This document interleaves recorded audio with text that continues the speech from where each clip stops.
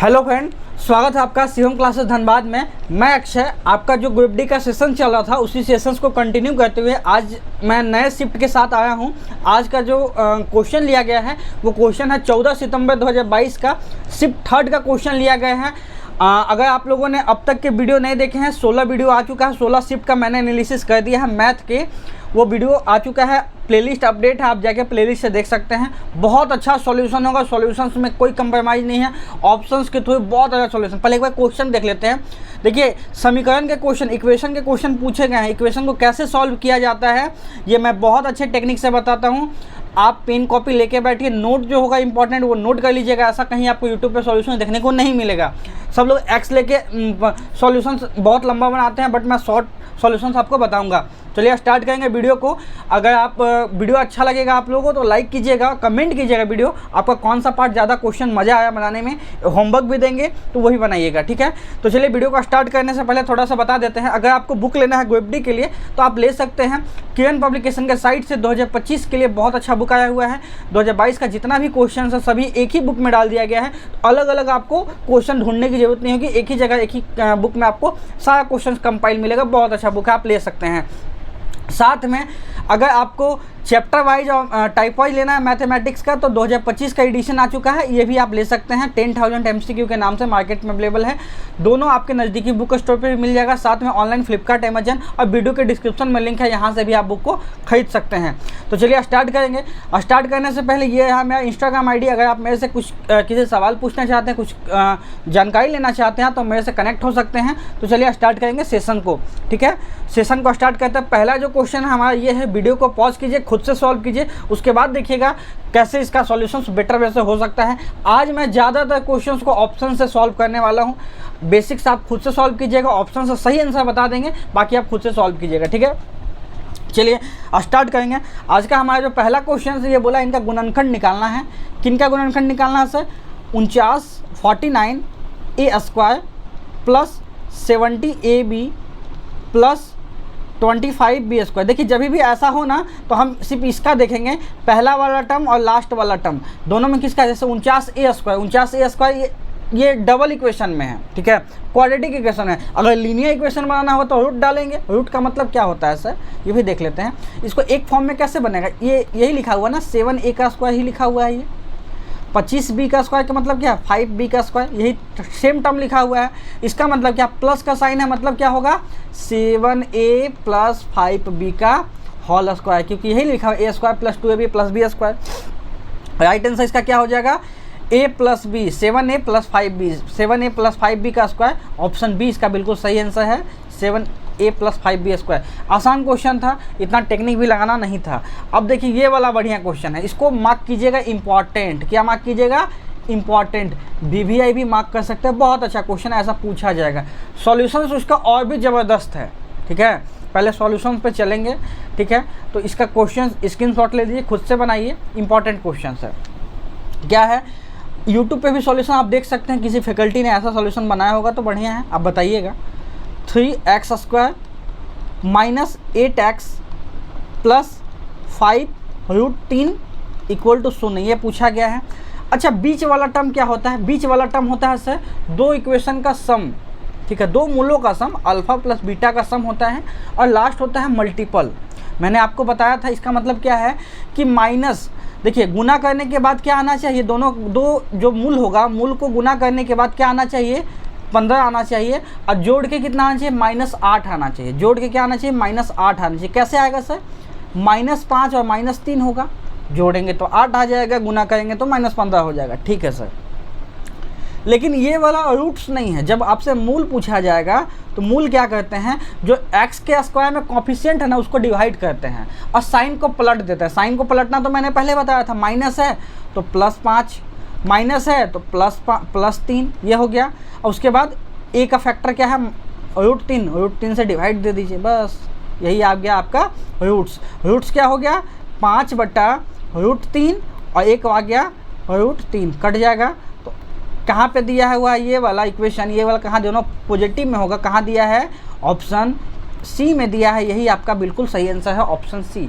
आसान था, ऐसे ही बनाना, स्क्रीनशॉट तो ले सकते हैं, बिना सॉल्व किए आसानी से ऐसे बनाइएगा, बन जाएगा।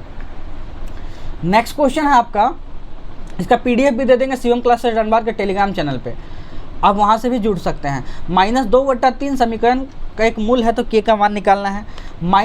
अच्छा मूल क्या होता है? मूल वैसी संख्या होती है, वैसा एक्ट का फैक्टर होता है कि पुट करने के बाद इक्वल टू के बाद जो वैल्यू दिया है वो सेटिस्फाई सेम आना चाहिए। इक्वल टू के बाद क्या है? शून्य है, तो पुट करने के बाद सेम आना चाहिए। जैसे यहाँ पे क्या दिया है इक्वेशन का -2/3, एक्स के जगह -2/3 पुट करते हैं, तो -2/3 का स्क्वायर कर देंगे तो क्या आ जाएगा? 4/9। देखिए इतना तो आपको आना चाहिए। -13, जैसे -2/3 का स्क्वायर कितना हो जाएगा? +4/9 हो जाएगा, यहाँ तक तो आना चाहिए। और -13 माइनस एक्स कितना हो जाएगा? -2/3 हो जाएगा। ठीक है सर, -10 है यहाँ पे, इक्वल टू 0 हो जाएगा। इसको सॉल्व करेंगे कितना हो जाएगा? k × 4/9 इक्वल टू क्या हो जाएगा? 10 + 26/3। अच्छा 26/3 को 26 बटा, यहाँ पे क्या बचा है? यहाँ पे आपको बचा प्लस में 26। देखिए यहाँ माइनस माइनस क्या हो जाएगा? प्लस हो जाएगा। माइनस माइनस क्या हो जाएगा? प्लस हो जाएगा। प्लस हो जाएगा, बीच में क्या हो जाएगा? प्लस हो जाएगा। तो बीच वाला साइन क्या है? माइनस में बदल जाएगा। बीच वाला साइन किस में बदल जाएगा? माइनस में बदल जाएगा, यहाँ माइनस में। तो 30 में से 26 गया तो कितना बचेगा? 4 बचेगा सर, 4/3। इस 4 से ये 4 कट गया और आंसर क्या आने वाला है? k = 9/3 आने वाला है। 9/3 को क्या लिखते हैं? 3 लिखते हैं। तो इसका राइट आंसर क्या आ जाएगा? 3 आ जाएगा। 3 कहाँ गिवन है सर? ऑप्शन डी में गिवन है। यही बिल्कुल इसका सही आंसर है, ऑप्शन डी 3। ठीक है, अच्छा क्वेश्चन था, बनाना ऐसा ही था, कम स्टेप में बनाना है, जल्दी सॉल्व कर देना है। एक समद्विबाहु त्रिभुज में शीर्ष कोण 80 का है, तो समान आधार के कोणों में से प्रत्येक कोण का माप कितना है बताना है। त्रिभुज के तीनों कोणों का मान कितना होता है? 180 होता है। 180 में से 80 ये है, बाकी दो 100 डिग्री का होगा, दोनों का सम 100 होगा। लेकिन समद्विबाहु बोला है, मतलब कोण इक्वल इक्वल होगा। इक्वल इक्वल का मतलब क्या है सर? ये भी 50 होगा, ये भी 50 होगा। इसका आंसर क्या है? 50 50 कहाँ दिया है? ऑप्शन बी में दिया है। ठीक है, ऑप्शन बी इसका बिल्कुल सही है, क्योंकि सर यहाँ 50 50 100, 100 + 80 180 सम हो जाएगा, सेटिस्फाई कर जाएगा। जो त्रिभुज का 3 कोणों का सम 180 होता है वो इक्वेशन सेटिस्फाई कर जाएगा, वही आंसर होने वाला है। ठीक है, अगले क्वेश्चन पे चलेंगे। अगला क्वेश्चन है, राघव का मासिक वेतन 18,000 है। कितना है? 18,000 है। राघव ने 5% प्रति वर्ष के दर से 3 वर्ष के लिए साधारण ब्याज पर 30,000 रुपये उधार लिया है। 3 साल में साधारण ब्याज के रूप में जितनी राशि का भुगतान करना पड़ेगा वह उसके मासिक वेतन का कितना प्रतिशत आपसे पूछा गया है। ठीक है सर, ये पूछा गया है। तो इसको बनाते हैं कैसे? पहले हम देखेंगे सिंपल इंटरेस्ट, उसको रिटर्न कितना करना पड़ेगा 3 सालों के बाद? कितना करना पड़ेगा? 15%। 15% रिटर्न करना, किसका 15% सर? 30,000 का। 30,000 का 15% रिटर्न करना पड़ेगा। तो 15% हटाएंगे, नीचे 100 लगा देंगे, यहाँ लिख देंगे 30,000। इतना रिटर्न करना पड़ेगा। कितना रिटर्न अमाउंट में कितना हो जाएगा? 15 या 45 और 2 शून्य, मतलब 4500 तो वापस करना पड़ेगा सिंपल इंटरेस्ट के हिसाब से। अब आपसे पूछा क्या गया है? ये 4500 18,000 का कितना है? 18,000 सैलरी है, 4500 वापस करना पड़ेगा, जो कि 18,000 का कितना परसेंटेज है? परसेंटेज के लिए 100 लगा दिए, यहाँ परसेंटेज चिपका दिए। कितना परसेंटेज आपसे पूछा गया है? 2 शून्य से 2 शून्य काट लिए हैं, ये कटेगा 4 टाइम में, और कितना कटेगा? 25 टाइम। 25 चौक 100 होता है, मतलब टोटल आंसर कितना आएगा? 25%। 25% इसका बिल्कुल सही आंसर है। सिंपल इंटरेस्ट जो है उसका सैलरी का 25% है। 25% कहाँ गिवन है? ऑप्शन सी में गिवन है 25%, यही बिल्कुल इसका सही आंसर होने वाला है, कहीं डाउट नहीं होगा। अगला क्वेश्चन है, एक घन का आयतन बताना। घन का आयतन कितना आसान है सर? घन का आयतन होता क्या है? भुजा का क्यू होता है, जिसके प्रत्येक भुजा 9 दिया हुआ है, मतलब 9 का क्यू। 9 का क्यू कितना होगा? 729 होगा। 729 होगा, कहाँ दिया है? ऑप्शन डी में दिया है 729। ऑफिशियल क्वेश्चन है, मेरे साइड से नहीं बनाया गया है, आसान क्वेश्चन पूछा गया है। ये भी बढ़िया क्वेश्चन है, इसको भी मार्क कर सकते हैं। इसमें बोला है कि 999 का क्यू बताना है सर। 999 का क्यू बताना है। अच्छा 999 का क्यू कैसे बता सकते हैं? 999 का क्यू बताने के लिए आप एक लगा सकते हैं, 1000 माइनस 1 का क्यू, ए क्यू माइनस बी क्यू का फॉर्म में सेट कीजिए, आंसर आएगा। लेकिन सबसे आसान मेथड बताते हैं, ये सब तो ट्रेडिशनल मेथड है, इससे काम भी नहीं है, बहुत लंबा सॉल्यूशन जाएगा। 999 का क्यू जो होगा ना, वो 9 का मल्टीपल आएगा। 9 का मल्टीपल होना चाहिए। 9 का मल्टीपल कैसे होगा? सब संख्याओं का सम 9 का मल्टीपल होना चाहिए। ये 9 से कट जाएगा, ये 9 से कट जाएगा, 5 2 7, 9 से नहीं कटेगा, ये आंसर नहीं होगा। ये 9 से कट जाएगा, ये 9 से कट जाएगा, 7 दूनी ये कट जाएगा, ये हो सकता है। और भी है क्या ऐसा, ये 9 से कट जाएगा, ये 9 से कट जाएगा, 7 3 10 नहीं कटेगा, ये आंसर नहीं होगा। इसका देखेंगे 9 से कट जाएगा, 9 से कट जाएगा, 7 6 11 2 आएगा, नहीं कटेगा। एक ही आंसर पॉसिबल है, कौन सा सर? ऑप्शन बी पॉसिबल है, क्योंकि इनका डिजिटल सम कितना है? 9 का मल्टीपल है। ठीक है, आसान क्वेश्चन था, बनाना ऐसे ही आसान नहीं है, टिपिकल क्वेश्चन है, बनाने का मेथड आसान है, ऐसे बनाना है। ठीक है, ये क्वेश्चन देखिए, 3 संख्याएं हैं 5 6 8 अनुपात में है, उनका लघुत्तम दिया है 1200, उनका संख्याओं का योग आपसे पूछा गया है। संख्याओं का क्या पूछा गया है? योग पूछा गया है। अच्छा, संख्याओं का योग का मतलब क्या है? इन अनुपात का भी योग, अनुपात कितना होगा? 11 और 8 19, 19 और जितना भी आएगा इनका फैक्टर है उसके साथ गुना करना होगा। 19x का मल्टीपल पूछा है कुल मिला के। 19x का मल्टीपल, 19 एक अभाज्य संख्या है, 19 एक अभाज्य संख्या है, ध्यान सुनिएगा। 19 एक प्राइम फैक्टर है, इसका जो भी आंसर आएगा 19 का मल्टीपल आएगा। 19 का मल्टीपल नहीं है, 19 का मल्टीपल नहीं है, 19 का मल्टीपल नहीं है।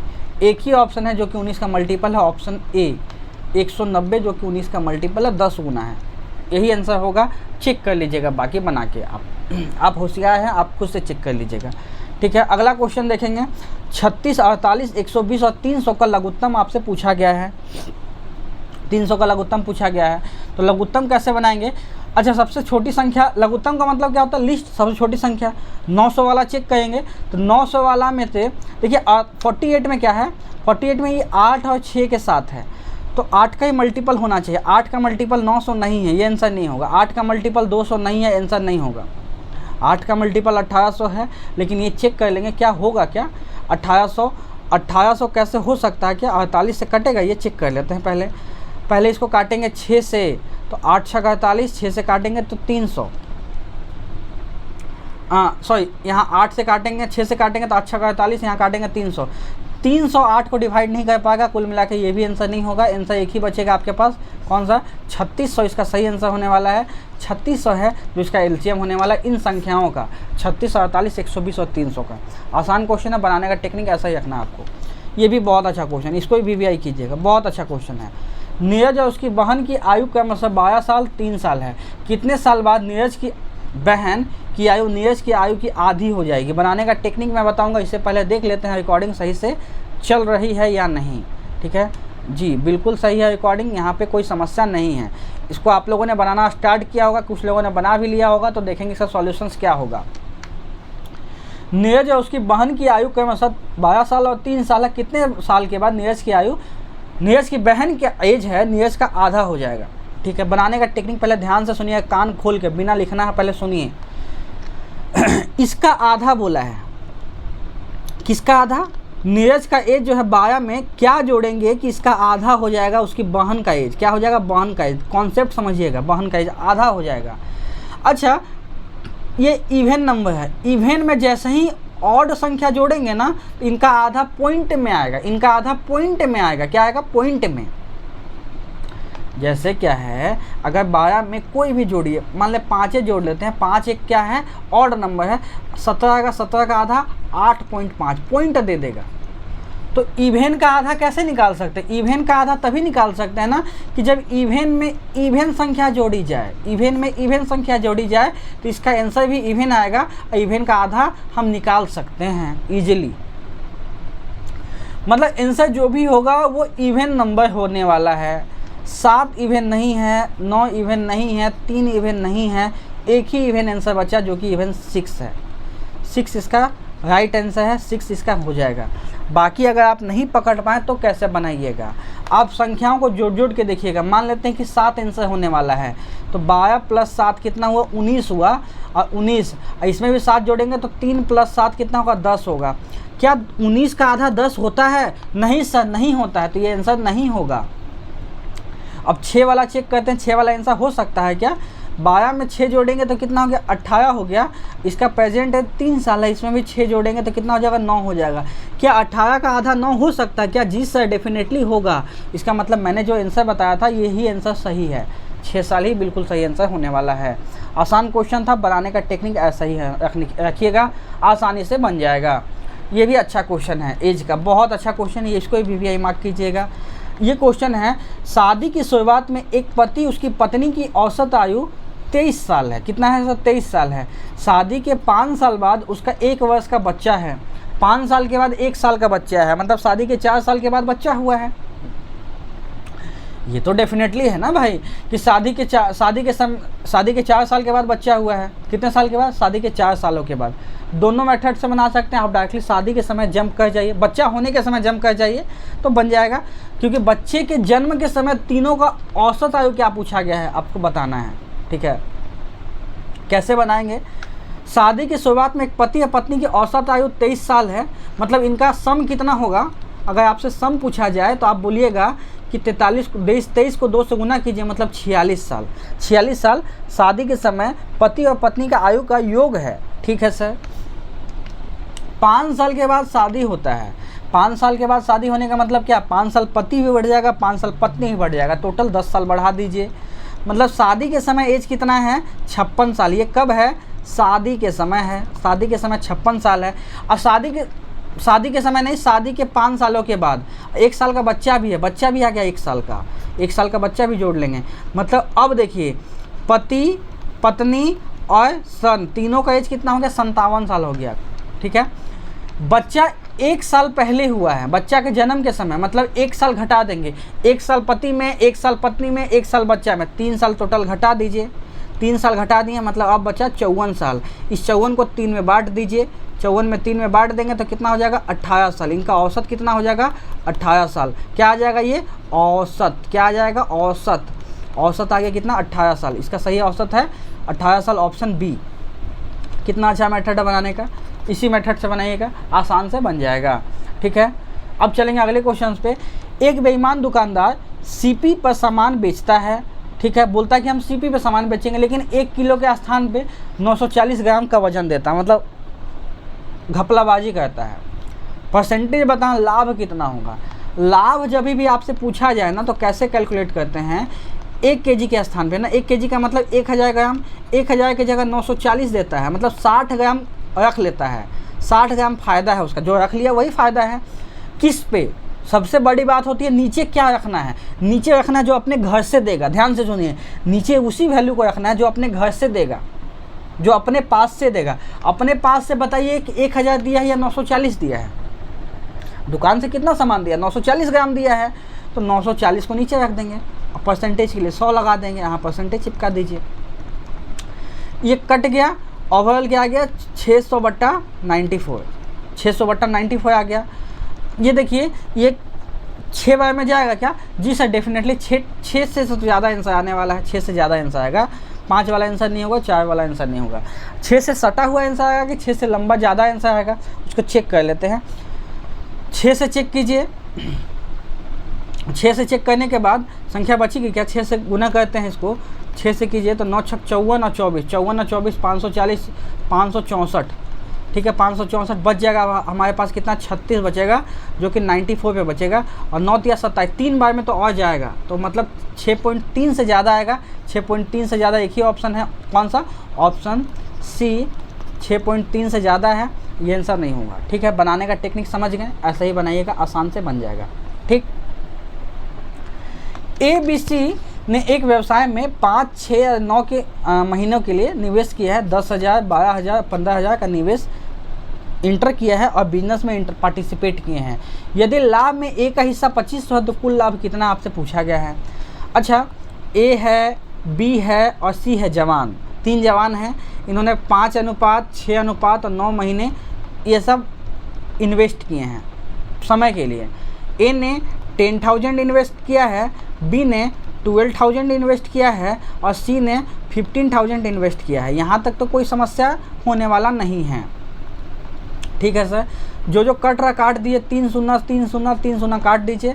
उसके बाद अब कुछ नहीं कटेगा, तो मतलब A का निवेश कितना हो गया? 50 हो गया।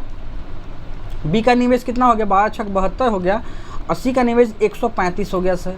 ठीक है, टोटल निवेश कितना हो गया? टोटल निवेश आपका हो गया 5 2 7, यहाँ 7 लिखेंगे, यहाँ 7 3 10, 5 15 का 5 हाथ में 1, और यहाँ पे 257। टोटल निवेश सही है, टोटल निवेश नहीं, टोटल लाभ है, टोटल लाभ। अच्छा, टोटल लाभ निकालना है हमको, तो उससे पहले गिवन डेटा क्या है, ए का लाभ 2500 है, ए का लाभ 50 है और ए का लाभ 2500 है, मतलब कितना गुना है, 50 गुना है सर, 50 गुना है, तो 257 का 50 गुना ही होगा टोटल लाभ। टोटल लाभ आपसे पूछा गया 257 का 50 गुना, मतलब 1 शून्य 7 5 35, ठीक है। उसके बाद 35 का 5 हाथ में 3, 25 3 28, लास्ट में 850, लास्ट में 850, लास्ट में 850, एक ही ऑप्शन है, कौन सा, ऑप्शन सी, लास्ट में 850। सेट कर गया, कंप्लीट सॉल्व मत कीजिए, 2 सेकंड 4 सेकंड ही बचता, आपका बहुत समय बच गया है, ठीक है। अगले क्वेश्चन पे चलेंगे। एक दुकानदार ने एक वस्तु का मूल्य उसके सीपी से 10% अधिक अंकित किया है, फिर भी 5% की 2 क्रमागत छूट देता है, मतलब 10% ज़्यादा अंकित किया है, छूट देता है 5% का 2। अच्छा, 5% का 2 छूट का मतलब क्या हुआ सर, 5% का 2 छूट का मतलब क्या हुआ, देखिए इसका सक्सेसिव निकाल दीजिए, कैसे निकलेगा, एक छूट 5% का, दूसरा छूट 5% का, तीसरा इसका सक्सेसिव, 5 × 5 डिवाइडेड बाई 100, क्या आ गया, -10% प्लस यहाँ क्या आ गया 0.25%, ओवरऑल क्या आ गया 0.725%, क्या आ गया 0.725%, ये आ गया। तो ये तो हमारा डिस्काउंटेड है, ओवरऑल क्या हो गया, ये छूट हो गया, ये निकला हमारा छूट, जो कि क्या होगा, हानि के रूप में बदल जाएगा। तो हानि इसका क्या आएगा, 0.725%, क्योंकि यही तो ज़्यादा है, डिस्काउंटेड ज़्यादा है, मार्कअप पे कम है, तो मतलब ये क्या हो जाएगा, हानि हो जाएगा। हानि कितना हो जाएगा, 0.725%, ऑप्शन डी इसका बिल्कुल सही आंसर हो जाएगा, क्योंकि मार्कअप कम है और डिस्काउंट ज़्यादा है, तो हमको लॉस होगा, हम लोगों को लॉस होने वाला है, ठीक है। अगले क्वेश्चन पे चलेंगे।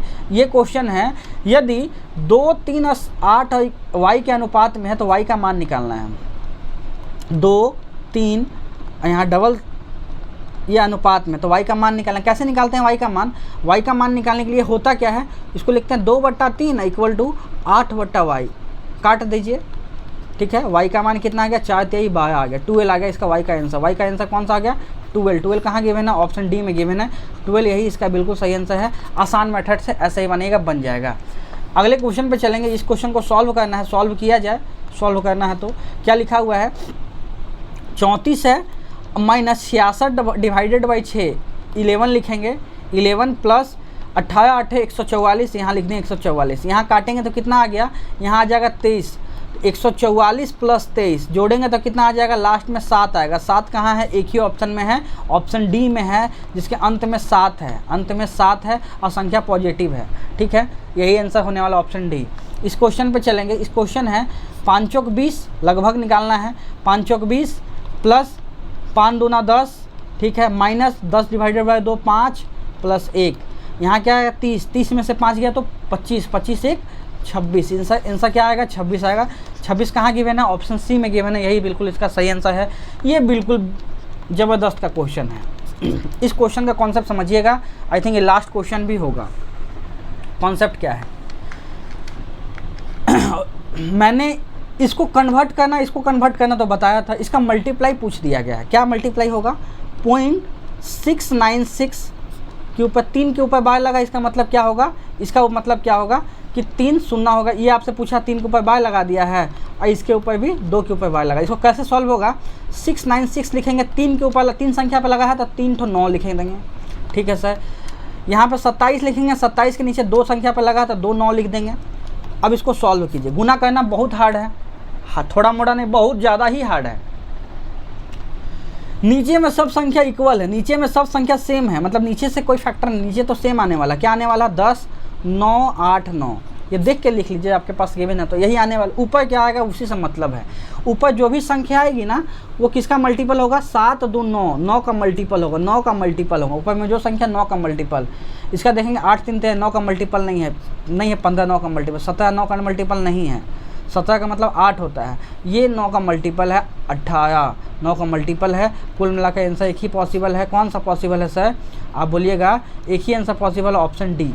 कौन सा आंसर, ऑप्शन डी। 9 का मल्टीपल भी है, इसका मतलब डेफिनेटली यहाँ पे क्या आने वाला है, 2088 आने वाला है। यही आंसर पॉसिबल है। कंप्लीट आंसर यही पॉसिबल है। ठीक है, ऑप्शन डी इसका बिल्कुल सही आंसर है। आपको सॉल्यूशंस कैसा लगा बताइएगा, और वीडियो देखने के लिए बहुत बहुत धन्यवाद। ठीक है, कैसा सॉल्यूशन लगा, कौन सा क्वेश्चन अच्छा लगा बताइएगा। वीडियो को लाइक नहीं किया तो अब तक लाइक कर दीजिएगा, दोस्तों तक पहुंचाइएगा ताकि सब लोगों को ऐसा सॉल्यूशन मिल पाए और ग्रुप डी का एग्जाम निकाल के इस बार अपने सपनों को पूरा कीजिए और गवर्नमेंट जॉब में आप भी आ जाइए। ठीक है, वीडियो को यहीं तक कर देंगे। वीडियो को देखने के लिए बहुत बहुत धन्यवाद। Thank you.